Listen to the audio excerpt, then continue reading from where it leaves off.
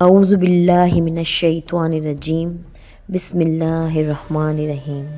السلام علیکم۔ حضرت رابعہ بصریہ رحمۃ اللہ علیہا سے جو اولیاء کاملین میں سے تھیں، کسی شخص نے پوچھا کہ اللہ تعالیٰ کی طلب کا راستہ آپ کے ہاتھ کیسے لگا، یعنی خدا کی طلب کی ابتدا کیوں کر ہوئی؟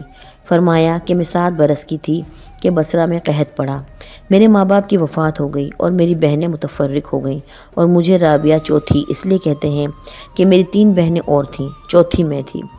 بس میں ایک ظالم کے ہاتھ پڑی، اس نے مجھ کو 6 درہم میں بیچ ڈالا۔ جس شخص نے مجھ کو خریدا تھا وہ مجھ سے سخت کام لیتا تھا۔ ایک روز میں کوٹھے سے گر پڑی اور میرا ہاتھ ٹوٹ گیا۔ میں نے اپنا چہرہ زمین پر رکھا اور عرض کیا، باری خدایا، میں غریب یتیم لڑکی ہوں، ایک شخص کی قیدی پڑی ہوں، مجھ پر رحم فرما، میں تیری رضا چاہتی ہوں، اور اگر تو راضی ہے تو پھر مجھے کوئی فکر نہیں۔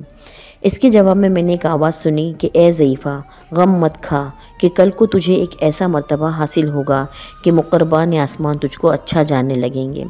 اس کے بعد میں نے اپنے مالک کے گھر آئی تو میں نے روزہ رکھنا شروع کیا اور شب کو ایک گوشے میں جا کر عبادت میں مشغول ہو جاتی۔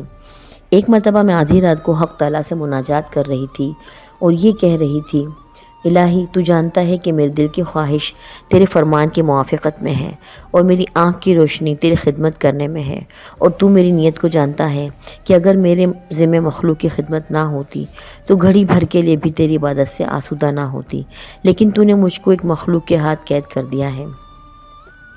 میں یہ دعا کر ہی رہی تھی کہ میرے مالک نے میرے سر پر ایک قندیل نور کی بغیر زنجیر کے لٹکی ہوئی دیکھی، جس کے سبب سارا گھر روشن ہو گیا تھا۔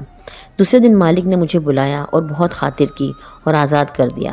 بس میں نے اس سے اجازت لی اور آبادی سے باہر نکلی اور ویرانے کی راہ لی جہاں کوئی آدمی نہ تھا، اور اپنے رب کی عبادت میں مشغول ہو گئی۔ چنانچہ ہر رات 1000 رکعت نماز پڑھتی ہوں۔